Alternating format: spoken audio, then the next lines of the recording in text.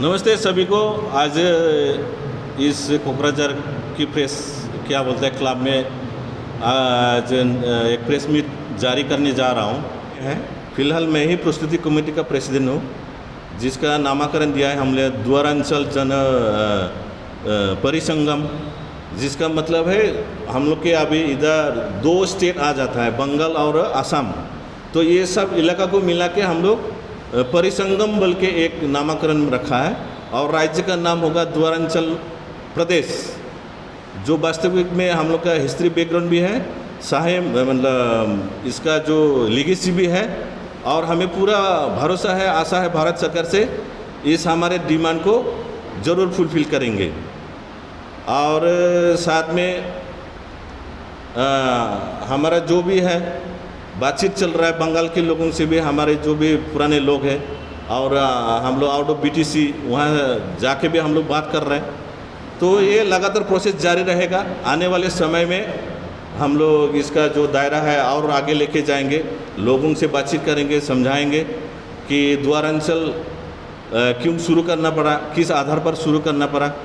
क्योंकि देखिए आप लोग, जैसे पहले हम लोग के टाइम जो पहले के जो परदादा लोग थे, शुरुआत होते हैं जो क्या बोलते हैं कालीचरण ब्रह्मदेव से, गुरुदेव 1929 को उसने पॉलिटिकल एंटिटी की बात करी थी, राजनीतिक एकीकरण की बात कर रही थी। तो उस टाइम से बाद में उसी के तहत उसी आधार पर हम लोग का ट्राइबल बैंक ग्रुप भी बना, फिर ट्राइबलों के लिए एक समष्टि भी बना। तो बाद में आया 1966-67 के बाद उदयाचल बोल के, उन लोग ने भी एक अलग सा राज्य मांगना शुरू किया, उदयाचल बोल के। तो ये चेंजेबल एक समय परिक्रमा के साथ साथ उदयाचल ने कम से कम PTC के लोग 22 साल तक आंदोलन किए थे अलग राज्य गठन की। तो बाद में आया आपका बोडोलैंड डिमांड उपेंद्रनाथ ब्रह्म जी से। तो ये आते आते 3 बार एग्रीमेंट हुआ। आखिर में ये चीज़ हो गया भारत सरकार के साथ, final and comprehensive solution of to their demands. यानी कि इसको एक तरफा कहा जाए कि एक जाति कम्युनिटी विशेष की क्या बोलते हैं फैमिली के नाम में हम लोग इस तरह सोचते हैं कि इस तरह का राज्य भारत सरकार में अभी फ़िलहाल गठन नहीं होने वाला है। तभी भारत सरकार ने कॉम्प्रिहेंसिव फाइनल सोल्यूशन करके इसको बॉर्डरलैंड स्टेट डिमांड इशू को रिजेक्ट कर दिया है, खारिज कर दिया है। तो हमें तो राज्य जैसी भी किसी भी हालत में चाहिए, तभी हमने इस द्वारा अंचल को सारे द्वार जितने भी है, जो हम लोग का जो हिस्ट्री बैकग्राउंड भी है, लीगेसी भी है, भारत सरकार जरूर सुनेंगे। और हमारे डिमांड हम लोग मानते हैं जायज़ है, और परवर्ती समय में हम लोग इसका मेमोरेंडम भी लेके जाएंगे दिल्ली तक, इसमें कोई निसंदेह है। और हम लोग हर एक जाति कुल भाषा के साथ बातचीत कर रहे हैं। यानी कि ये द्वारा मंच जो राज्य होने वाला है, ये हर एक जाति कुल भाषा की मातृभूमि होंगे। नहीं ये सिर्फ बोडो का होगा, नहीं सिर्फ राभा का होगा, नहीं सिर्फ ये कचारी का होगा। यानी कि हर एक कुल जाति भाषा इसको अपना मातृभूमि बोल के सभी लोग एक्सेप्ट कर पाएंगे। हमें पूरा भरोसा है सभी लोग कोऑपरेट करेंगे। और अभी तो आसाम का जो भी सरकार है, आप लोग देखते हैं यहाँ ट्राइबलों का जीना नाम मुश्किल हो गया है, यानी कि असंभव हो गया है। जो आदिवासी थे, बोरो ट्राइबल जितने भी मिसिंग, लालुंग कचरी, आप लोग देखते हैं, आप लोग को तो पता होना चाहिए, अभी बुलडोजर राज चल रहा है। जो ज़मीन के मालिक थे, सारा असम का ही मालिक थे, उन लोगों के ऊपर अभी बुलडोजर राज चला रहा है अभी का जो सरकार है। तो भारत सरकार से हम लोग अपील करता है कि हम लोग का ये आसामीज भाइयों से रहना नामुमकिन हो गया है। हमारा ज़मीन जायदाद जो कुछ भी दिया था BTC के नाम में, परदादा अटल बिहारी LK आडवाणी वाजपेयी जी ने, अब ये हेमंत बिश्व शर्मा जी, सब कुछ लेके वापस हमें आसाम में लेके जा रहा है। कब कामयाब होगा, क्या उम्मीद करते हैं? नहीं, अभी तो जस्ट स्टार्टिंग है, आगे स्टार्टिंग है। हम लोग सारे दल संगठन से बात करेंगे, बोरो कम्युनिटी से, जातीय संगठन है, दल है। हम लोग तो कहते हैं कि सभी लोग हमारा साथ आ जाएं, बातचीत करें, हम भी राजी है बातचीत करने के लिए। तो उन लोग से भी हम लोग अपील करता है, ये रास्ता सही है, दिल्ली तक जरूर जाएगी। ये रास्ता कोई किसी दल संगठन इसको जी आसाम का जो चीफ मिनिस्टर यानी कि विश्व शर्मा जी, ये राज्य गठन करना भाग करना इसके हक में तो नहीं है। जो भी करेंगे गार्जियन करेंगे, दिल्ली करेंगे, तो वो तो बोलते रहेंगे। वो चीफ मिनिस्टर है, पॉलिटिकली उसको कुछ प्लेटफॉर्म भी चाहिए। अगर बोलेंगे हाँ अगर दिल्ली कुछ कर देता है ठीक है मान लेंगे, ये तो बोलते रहेंगे। बंगाल में भी बोल रहा है कि हम लोग किसी भी हालत में नहीं देंगे, लगने से खून बहाएंगे। ये कुछ भी नहीं होने वाला है। अगर भारत सरकार डिसीजन लिया है, निर्णय किया है कि राज्य गठन करेंगे, इन इलाकों को लेके नया राज्य गठन करें तो फाइनल एंड फुल फाइनल होगा। और जहाँ तक हमें मालूम है वाजपेयी जी एल.के. आडवाणी की जो नीति है, छोटा छोटा राज्य गठन करने की प्रक्रिया तभी से शुरू हुआ था। उसी वक्त 3 राज्य नया गठन करे गए थे, मतलब झारखंड, छत्तीसगढ़, उत्तराखंड। तभी हम लोग का बीटीसी भी 2003 में गठन हुआ। ये प्रक्रिया जारी है।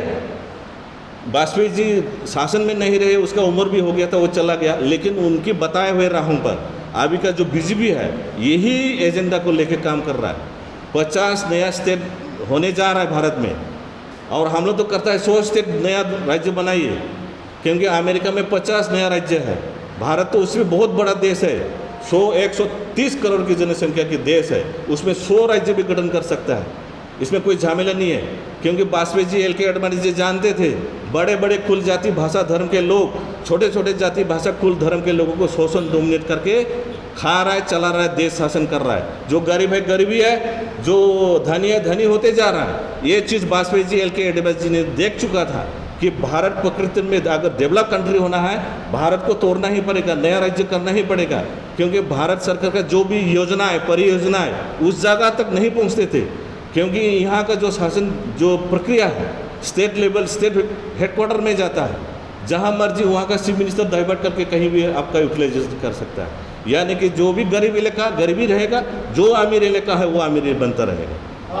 असल में बात यह है कि सबको पता है 2020 27 जनवरी के बाद बोरो का एक इशू था, वो फाइनल कॉम्प्रिहेंसिव सॉल्यूशन होने के बाद, यानी कि बोला जाए उसको सही मायने में अगर देखा जाए तो भारत सरकार ने बोडोलैंड स्टेट इशू को खारिज करने के बाद, रिजेक्टेड करने के बाद, तो हमारा जितने भी लोग हैं यहाँ के जितने भी लोग हैं, सेंटीमेंट है, एक भावुक है कि अलग राज्य तो हमें किसी भी हालत में चाहिए।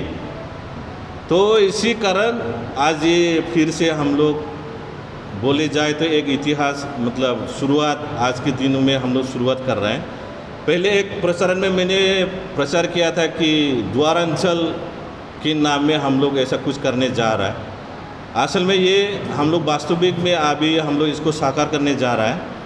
बात ऐसे है कि ब्रह्मपुत्र नदी के उत्तरी तट पर हमें एक अलग राज्य किसी भी हालत में चाहिए। तो उस राज्य का नाम हम लोग ने द्वारांचल प्रदेश बोल के रखा है। जो द्वारांचल, जो आप लोग को पता होना चाहिए, जो द्वारांचल थे हमारे, वो तीस्ता नदी से शुरू होता है और ये उत्तरी मतलब पूर्वी दिशा में आपका क्या बोलते हैं सदिया फ्रंटियर ट्रैक, यानी कि सीमांत तक इसका जो दायरा है वो आता है। वास्तविक में आप लोग द्वारांचल के बारे में जानना चाहेंगे तो 1865 यानी कि 1867 को जब भूटान ब्रिटिश के साथ लड़ाई में हारे, उस वक्त 1856 में एक साल के बाद एक संधि हुआ, ट्रेटी एग्रीमेंट बाय क्या है भूटान और ब्रिटिश, मतलब जो भारत के जो ब्रिटिश मतलब थे उन लोग के साथ एक एग्रीमेंट हुआ है। तो वो इलाका आप लोग जानेंगे, अगर 1865 सिंसुला एग्रीमेंट बोल के लिखा हुआ है उसमें, तो आप लोग जानेंगे उस इलाका जो द्वारांचल का जो इलाका है, मतलब इसमें 18 द्वार्स है और साथ में आपका जो तिब्बत द्वार्स मिला के मतलब लगभग 25 द्वार्स है, जैसे कि सारी द्वार, क्या बोलता है जोम द्वार, खालिंग द्वार, चिरांग द्वार, आपको बंगाल में मिलेंगे अलीपुर द्वार, उसके बाद मिलेंगे आपको जयगांव द्वार, उसके बाद तीस्ता द्वार, उसके बाद उधर का जो साइड है वो है ताराई द्वार, यानी कि नेपाल के साइड में वो चला गया। जो है हम लोग का द्वारांचल, जो द्वार गेटवे ऑफ भूटान, जो मतलब आने जाने का जो रास्ता था गेटवे, वो तीस्ता से लेके संकस नदी तक उसको कहते हैं पश्चिमी द्वार।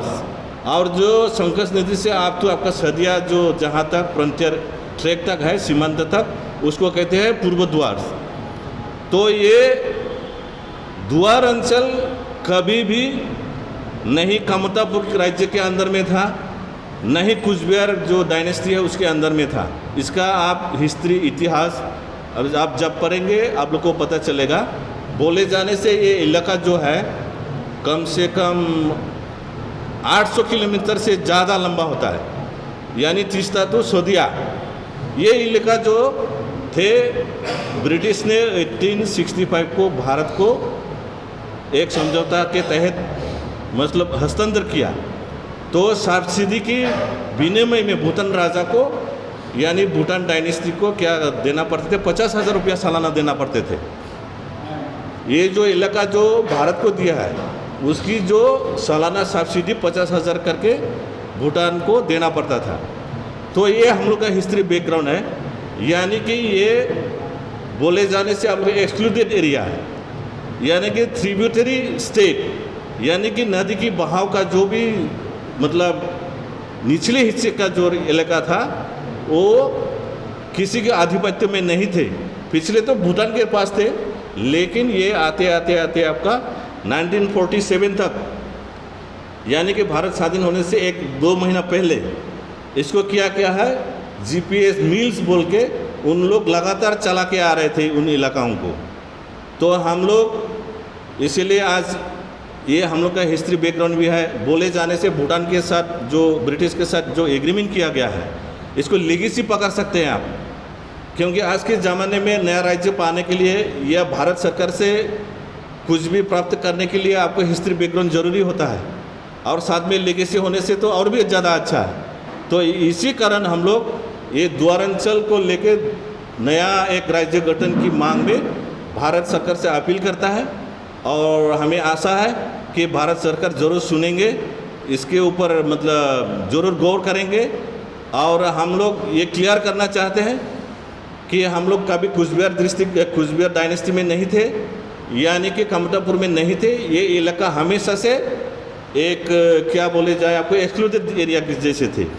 तो हम लोग इस चीज़ को हम लोग एक अलग राज्य की गठन की मांग में भारत सरकार से अपील करता है, इसको मान्यता प्राप्त दिया जाए। पता नहीं ये हिस्ट्री बैकग्राउंड है, इसको हम लोग ढूंढेंगे कितने द्वार है। लेकिन आसाम जो संकस नदी है बॉर्डर उससे तीस्ता तक उसे वेस्टर्न द्वार्स कहता है, यानी कि लगभग कहें तो आपका जयगांव द्वार, जोम द्वार, खालीकोला यानी कि जयंती द्वार, आपका अलीपुर द्वार, फिर आ गया आपका तीस्ता द्वार। इस तरह से आप लोग काउंटिंग करेंगे तो कम से कम 18 द्वार्स मिलेगा।